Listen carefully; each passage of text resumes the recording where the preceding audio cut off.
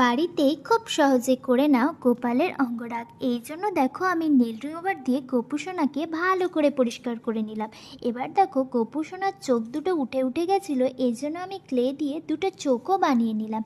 এবার একটা white fabric colour দিয়ে চোখের বেসটাও করে নিলাম। এখানে আমি রং করার ক্ষেত্রে ক্যামেলের ফেব্রিক কালারটা ইউজ করছি। সব থেকে ইম্পর্টেন্ট কাজ হলো চোখটাকে রং করা। জানো তো, আমার সবথেকে প্রিয় জিনিস হলো চোখ আঁকা। তোমরা যারা যারা বাড়িতে বসে গোপালের অঙ্গরাগ করবে ভাবছো, তারা কিন্তু দোকানে গিয়ে কিছু ফ্যাব্রিক কালার কিনে নিয়ে এসো।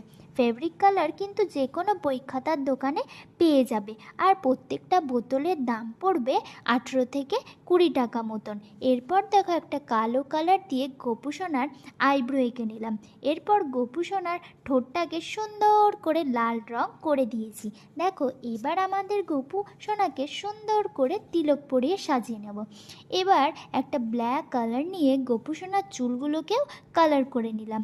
রেড কালারের সাথে কিছুটা হোয়াইট কালার মিক্স করে গপু সোনার কানটাকেও কালার করে নিয়েছি। আর লাড্ডু গোপালের লাড্ডু না হলে চলে নাকি, এই জন্য একটা ইয়েলো কালার নিয়ে লাড্ডুটাকেও কালার করে নিয়েছি। এবার দেখো গোপালের বুকের মাঝখানে আমি কৃষ্ণের সব থেকে প্রিয় নাম রাধা লিখে দিয়েছি। এবার গোপুসোনার পায়ে সুন্দর করে আলতা পরিয়ে দিলাম। এবার দেখো আমি গোপুসোনাকে সুন্দর করে তিলক পরিয়ে নেব। গোপুসোনাকে তিলক পরাতে পরাতে তোমরা কমেন্ট বক্সে গিয়ে হরে কৃষ্ণা লিখে দাও। তো আমাদের গোপু সোনার অঙ্গরাগ একদম কমপ্লিট।